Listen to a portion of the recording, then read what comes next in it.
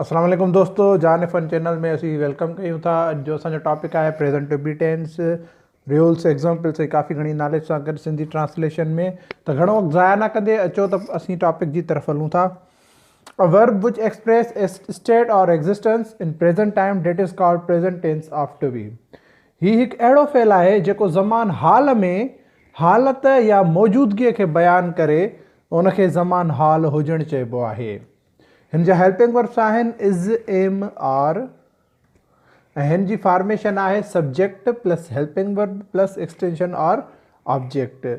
जीअं I am a boy, she is a girl, हिते I subject आहे, am helping verb आहे ऐं अ बॉय असांजो ऑब्जेक्ट आहे।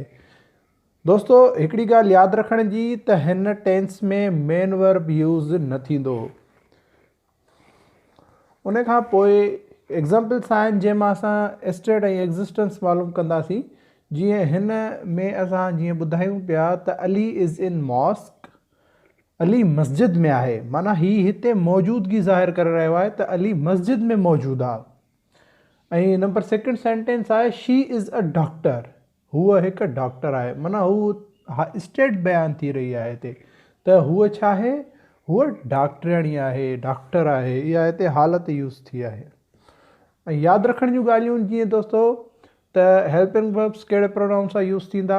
जे एम आहे उहो आई सां यूज़ थींदो, आर जेका आहे उहे वी, यू, दे सां यूज़ थींदा ऐं इज़ जेका आहे उहा ही, शी, इट या नाले सां यूज़ थींदा।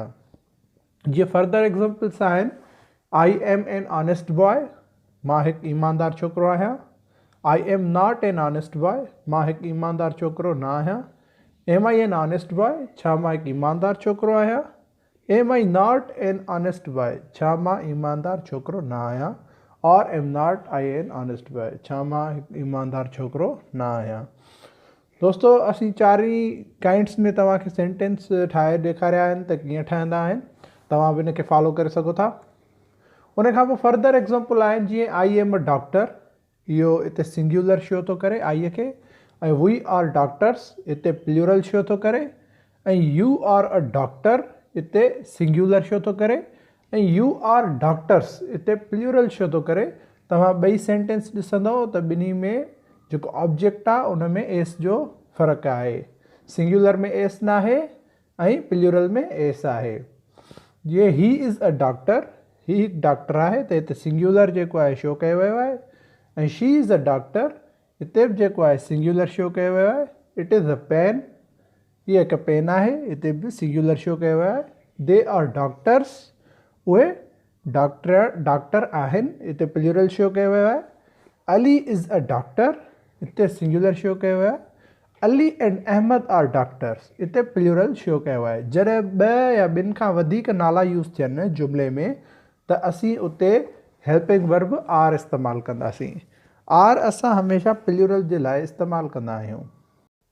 जीअं हर दफ़े तव्हांजे लाइ सेंटेंसिस मौजूदु हूंदा आहिनि त हींअर बि तव्हांजे लाइ सेंटेंसिस मौजूदु आहिनि जेके तव्हां पंहिंजी रफ बुक ते नोट करे ऐं उन्हनि खे ट्रांसलेट करे सघो था।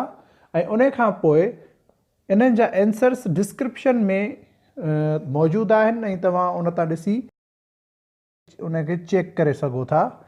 त ही फिल्म इंडस्ट्री में मशहूरु आहे, ही तमामु रहमदिल माण्हू आहे, इहा दिलचस्प ॻाल्हि आहे। क्लास में केतिरा ई शागिर्दनि जा ग्रुप आहिनि, क्लास होशियारु शागिर्दनि जो भरियलु आहे।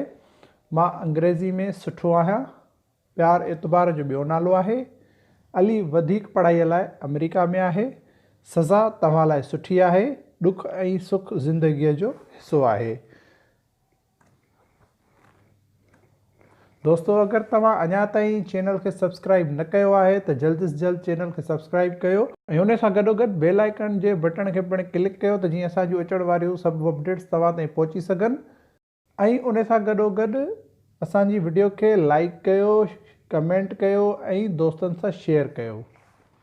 शुक्रिया।